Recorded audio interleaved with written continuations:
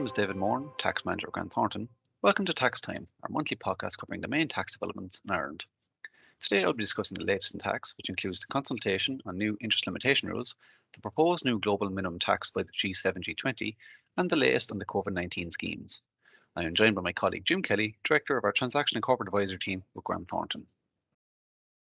The Minister for Finance, Paschal Donohoe TD, has launched the ATAD Interest Limitation Rule Feedback Statement on the 2nd July 2021 as part of the public consultation process on the implementation of these new rules, which are due to take effect from 1 January 2022. The Department have noted that as part of our continuing commitment to implementing agreed tax reforms, Ireland will transpose the Anti-Tax Avoidance Directive Interest Limitation Rule in Finance Bill 2021. Due to the complexity of the interest limitation rules and its interactions with domestic legislation, an iterative approach is being taken to its transposition. The Department of Finance, in conjunction with the Revenue Commissioners, hosted a virtual discussion on the 19th of July, which was chaired by Deirdre Donohoe, Head of Business Tax in the Department of Finance, to assist stakeholders in focusing their responses to the feedback statement released on the 2nd of July 2021.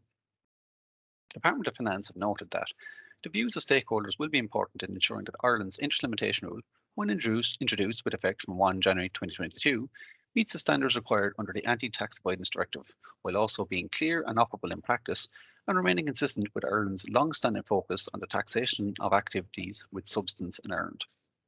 During the discussion, officials from the Department of Finance and the Revenue Commissioners discussed a 9-step approach to implement these new rules, whilst maintaining the operation of the current domestic rules on interest deductibility.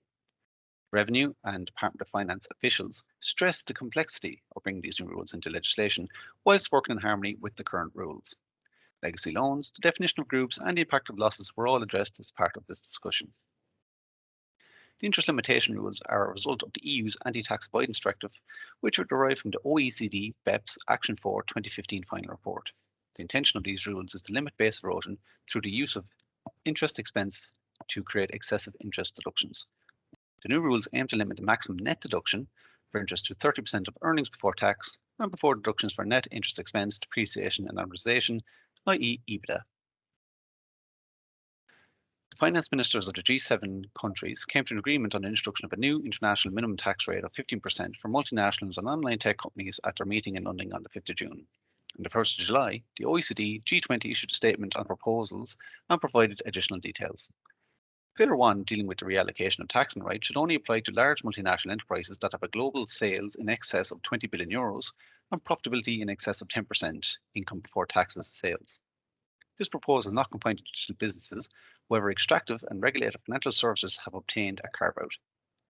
The July proposals note between 20 to 30% of profits in excess of 10% of revenues will be allocated to market jurisdictions on which the multinational entity is considered to have a taxable nexus. The allocation will be done using the revenue-based allocation key.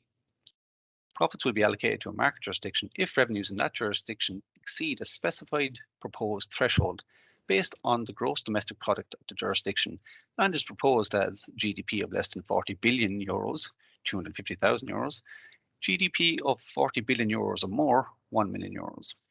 The determination of income in the market jurisdiction will be based on where goods and services are used or consumed.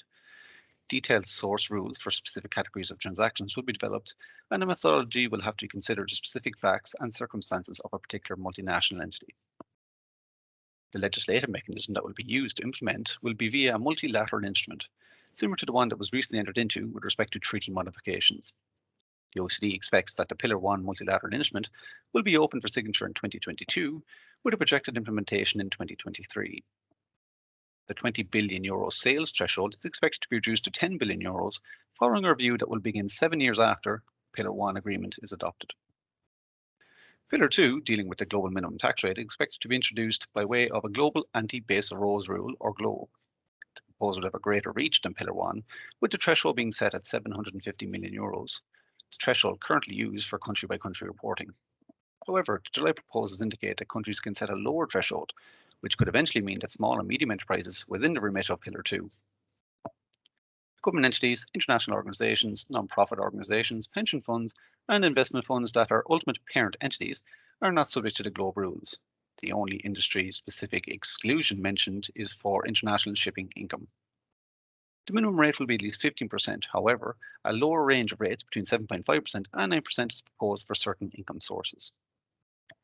July proposes note a number of mechanisms that could be used to achieve a minimum level of global taxation, including income inclusion rule, under tax payments rule similar to the US's base erosion and anti-abuse tax known as BEAT, and the subject to tax rule. Importantly, they also indicate that consideration will be given to the conditions under which US Global Intangible Low Tax Income, or GILTI, regime can coexist with the GLOBE proposals. This concession is important to ensure that the US will be on side with the Pillar 2 proposals. The OECD indicates that the Pillar 2 proposals should result in a robust global minimum tax with a limit on multinational enterprises carrying out real economic activities with substance. An implementation plan for Pillar 2 will be released, and it's expected that the Pillar 2 should be legislated in 2022 with an effective implementation in 2023. Ireland expressed our broad support for the agreement on Pillar 2, but noting a reservation about the proposal for a global minimum effective tax rate of at least 15%. As a result of this reservation, Ireland is not in a position to join the consensus. Minister for Finance, Paschal Donohoe TD, has said on the 1st of July that I have consistently spoken of my desire for a comprehensive, sustainable and equitable agreement on the international tax rules at the OECD that meet the needs of all countries, large and small, developed and developing. I was not in a position to join the consensus on the agreement, and specifically a global minimum effective tax rate of at least 15% today. I have expressed Ireland's reservation, but remain committed to the process and aim to find an outcome that Ireland can yet support. Ireland will continue to play a part in reaching a comprehensive and indeed historic agreement. This has been reiterated in the Minister's comments on Thursday, the 15th of July, noting, we are committed to the negotiation to see if we can enter the agreement at some point, but I am making the case for 12.5%, and that he is so committed to retaining Ireland's 12.5% corporation tax rate. The Minister is due to launch a public consultation this week on the agreement as currently drafted. More details to follow. Revenue have ceased concession on late filing surcharges and restriction on losses where the corporation tax return is filed late, provided to taxpayers for the accounting periods ending June 2019 to September 2020, which were due to be filed between the 23rd of March 2020 and the 23rd of June 2021. This concession will cease from the 30th of June 2021. Minister for Finance Paschal Donohoe has announced on the 30th of June 2021 that following the government's announcement that indoor dining will not return as planned, businesses who remain closed or significantly restricted under the public health restrictions may make a claim for additional CRSS support from the 5th of July for 2 weeks. The scheme will be amended to allow for the double week payment from the week commencing 5th of July for a period of 2 weeks, subject to the statutory cap of €5,000 per week. The Revenue Commissioners have released guidelines on the operation of the Business Resumption Support Scheme on the 7th of July 2021, which is a targeted support for businesses significantly impacted by restrictions introduced by the government under public health regulations to combat the effects of the COVID-19 pandemic, and in particular, those businesses that continue to be significantly impacted even after the easing of public health restrictions. To avail of the relief, businesses will need to demonstrate a significant reduction in business activity between the period 1st of September 2020 to the 31st of August 2021. Applications may be made between the 1st of September 2021 and the 30th of November 2021. The relief is similar to the COVID restriction support scheme and provides for a payment by revenue in the form of an advance credit for trading expenses. Minister for Social Protection Heather Humphreys noted on the 29th of June 2021 that new applicants to the pandemic unemployment payment would be extended to the 7th of July 2021 to reflect the government's announcement that indoor dining would not return on the 5th of July 2021 as originally envisaged. This means that any staff who return to work in advance of indoor dining commencing would not be disadvantaged as a result of the government's announcement.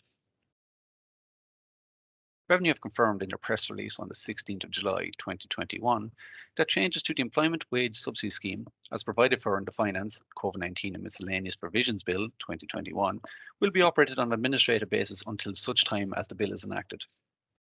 Revenue have also issued new guidance on the 9th of July 2021 with respect to the EWSS eligibility from the 1st of July 2021, along with updating their main guidance notes.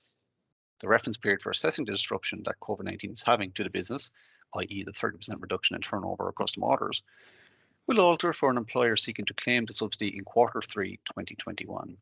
The assessment will now broaden and seek to require a reduction over a 12-month period instead of the current 6-month review period. Thus, an employer must compare turnover customer orders for the period from 1st of January to 31st December 2021 against the 1st of January to the 31st of December 2019 for a 30% reduction test. There are separate comparison rules where the trade commenced between the period of 1st of January to the 31st of October 2019 and on or after 1st of November 2019. For employers currently claiming the subsidy and completing a month-end review as at 30 June 2021 for entry in July 2021, or employers seeking to enter the scheme in July 2021, this would mean that they're required to prepare turnover customer orders for the full year 2021 against the full year 2019 in order to assess eligibility. A new EWSS eligibility review form will be required to submit it to Revenue via ROS to ensure continued eligibility for the scheme. The form will be available on ROS from the 21st of July 2021, and the form must be submitted by the 30th of July with respect to the June 2021 month-end EWSS eligibility review. Thereafter, this form is required to be submitted on the 15th of every month in order to ensure that the employers continue to qualify for EWSS, i.e., the form must be submitted on ROS by the 15th of August 2021 with respect to the July month-end EWSS eligibility review.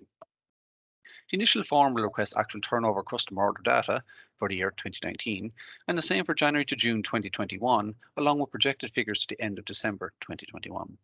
Subsequent eligibility review form submissions will require an input of the previous month's actual data and review projections to ensure they remain valid. This will enable Revenue to perform a systematic check on the 30% reduction test and also provide real-time data to Revenue for further verification where necessary.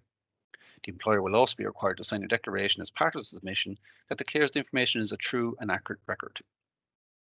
Revenue have noted that the current EWSS subsidy rates remain the same until the end of September 2021. It has also been confirmed that the 0.5% employer's PRSI rate will continue to apply for wages paid that are eligible for the EWSS payment. Legislation provides for the scheme to remain in place until the 31st December 2021. However, operational details for Q4 2021 will not be made available until September 2021. Government have indicated that they may require an employer to make a contribution towards an employee wages in Q4 2021 and wish to signal this possible change now to provide sufficient notice to businesses. I am joined now by my colleague Jim Kelly, Director with our Transaction and Corporate Advisory team. Hi Jim, thank you for joining me today to discuss the proposed changes to Revenue's audit and intervention processes and the importance of having robust filing records and early engagement in the process. Jim, I believe Revenue Audit Code of Practice is being redrafted. What does this mean for taxpayers and tax practitioners? Hi, David. Yes, Revenue are currently redrafting the Code of Practice. We understand their intention is that it will be finalised at some stage later on this year, and they hope to have it in place before the year end and probably effective from around about February of 2022. So in terms of what it means, well, certainly for tax practitioners and their clients, they're going to need to be aware of it. They're going to need to be familiar with its provisions, particularly in terms of the protections that the code affords against the heavier revenue sanctions, such as penalties, which for deliberate behaviour can amount to 100% of the tax. And of course, there's also the threat of publication where certain criteria aren't met in relation to any settlement that's made with Revenue. Perfect. Thanks for that, Jim. And Jim, what exactly is the Code of Practice? So the Code of Practice, to give it its full name, is Code of Practice for Revenue Audit and Other Compliance Interventions. Effectively, it sets out the terms of engagement that govern revenue interventions, such as full revenue audits, and also the lesser interventions, such as profile interviews, and indeed the more serious interventions, which would include full revenue investigations. So broadly, Revenue aren't proposing any major changes to the code, but there will be a reclassification. So as before, you have 3 levels of intervention. But the proposal now is that it'll be clearer in the new code in that they'll be titled as such. They'll be titled Level 1, Level 2, and Level 3. So Level 1 interventions will include self-reviews, profile interviews. For large corporates, engagement under the Cooperative Compliance Framework will be included. And also, up to this, it will also have included things like verification checks, profile interviews, aspect queries. And the thing about Level 1 is it's a non-audit intervention, and therefore you can make an unprompted qualifying disclosure and thereby avail of minimal penalties and avoid publication. Then you have Level 2. So Level 2 traditionally was a revenue audit. Under the new proposed code, level 2 will also include what's called a risk review, and that was previously called an aspect query. So the new level 2 will be risk reviews and full audits. And as previously was the case, you'll get 21 days notice of this happening, and any qualifying disclosure that you make will be a prompted qualifying disclosure. The difference between a prompted qualifying disclosure and an unprompted qualifying disclosure is slightly higher penalties, but still protection against being published on the defaulters list. Then you have level 3. Level 3 will be investigations, as is currently the case, which is a much more serious event. And no qualifying disclosure, as you know, is possible when you're under revenue investigation. So this happens where revenue essentially believe that serious tax evasion has occurred. So briefly, there are no more aspect queries. What was previously an aspect query, and we would have had a lot of aspect queries in relation to clients, it's now going to be called a risk review, and in reality, it's now going to be a level 2 intervention with all the implications that carries. So aspect queries have migrated from level 1 to level 2. The letter from revenue that the taxpayer and the taxpayer's agent will get will be very clear as to what level of intervention is starting and also what the disclosure opportunities are for the taxpayer. Now, in discussing the proposals with revenue, what they've said is that their perspective is that the key word here is graduation. So you'll have clarity as to the different levels in the code and how the different levels are treated. And also, an interesting thing that they said was that what they wanted to eliminate was prompted, unprompted disclosures. So in other words, an aspect query under the old regime allowed you to make an unprompted disclosure, but essentially it was prompted by revenue. So revenue knew there was an issue, the taxpayer knew there was an issue, and yet the taxpayer was still allowed to make an unprompted disclosure. So that's what they want to eliminate, and that's the reasoning, I think, behind the restructuring of the code.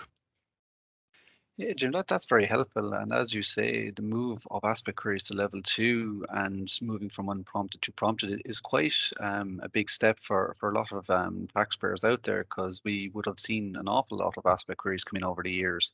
So that's something that taxpayers and practitioners need to be very kind of cognizant of when dealing with any correspondence from revenue. And Jim, is the revised code now published? No, it's not published yet, David. If you go into Revenue's website, the most up-to-date code of practice is still the 2019 version. What's happening at the moment is that there are some discussions behind the scenes with practitioner groups. Revenue have released the first couple of chapters, and the next ones are due shortly. The practitioner side at this stage aren't commenting fully. I mean, we've raised a few issues, but until you have the whole document, because there's so many cross references within the code from the different chapters, um, it's we're not going to comment fully on it until we have the final document. From the practitioner point of view, the key aspect is, well, there are three key aspects. One is protect the ability to make unprompted disclosures and the time frame that's allowed for both types of disclosure, both for an unprompted and a prompted disclosure. The code sets out very clear time frames for making those, and we want to protect those time frames and make sure that they're not shortened. The second key aspect is to protect what we call the safe harbors. So safe harbors in relation to penalties would be innocent error, technical adjustment, and self-correction. So there are three events where if you can successfully establish that it's innocent error, technical adjustment, and be within the self-correction period, then you'll avoid penalties. The third key aspect is the whole area of real-time audits as against, say, the self-correction opportunities. So self-correction of a tax return can be made within a certain time frame.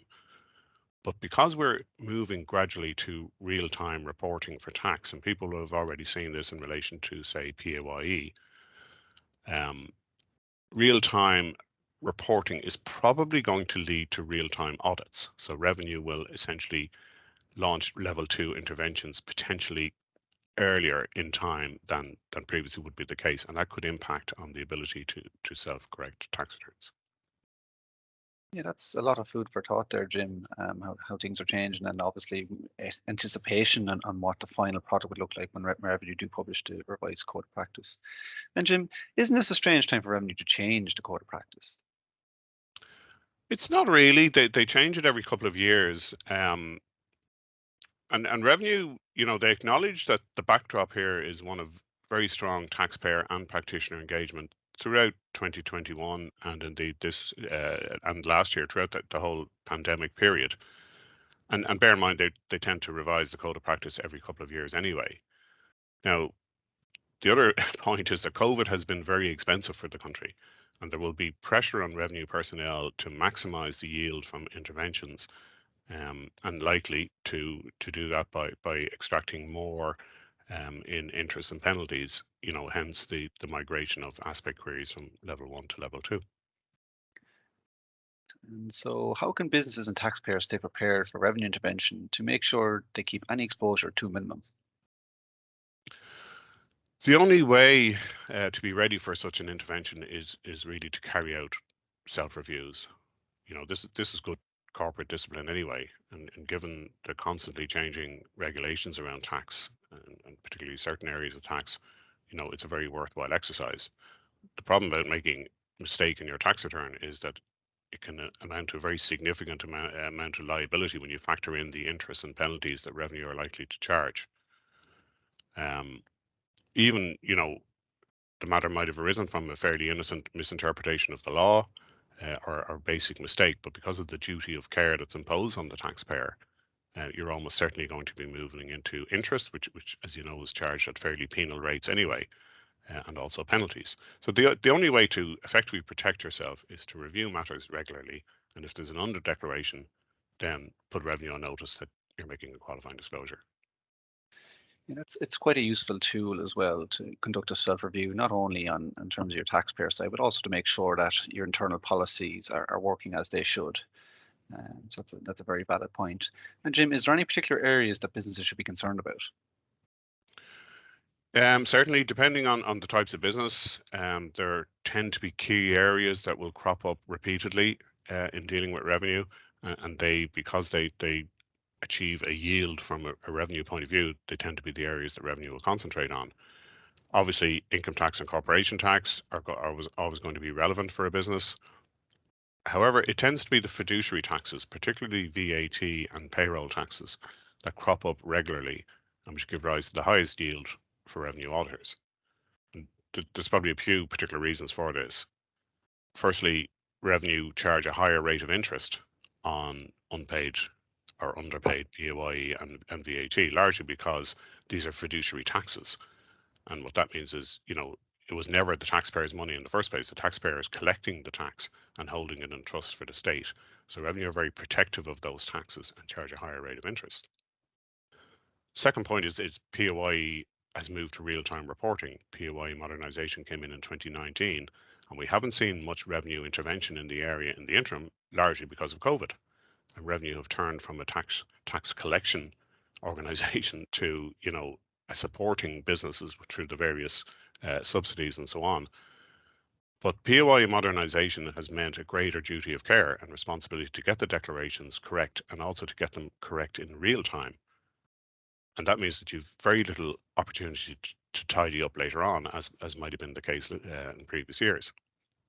So on POI, the areas traditionally giving rise to difficulty are the same as they have been over the last few years. The treatment of contractors, particularly where the contractors supply services only to the business. The whole area of expenses, travel and subsistence, mobile employees, so cross-border employees. If your employees are going abroad, or if you're bringing employees in from abroad, it can be a very, very tricky area. And of course, the whole treatment of benefits in PAYE is a difficult area. VAT then, same, very tricky area, particularly around cross-border supplies, areas like intra-EU trading, the treatment of exempt entities for VAT, because while they might be exempt in relation to their activity, there could still be VAT implications in relation to what they acquire from abroad, and disallowable purchases, the old traditional uh, purchases that a business make where no VAT credit is allowed.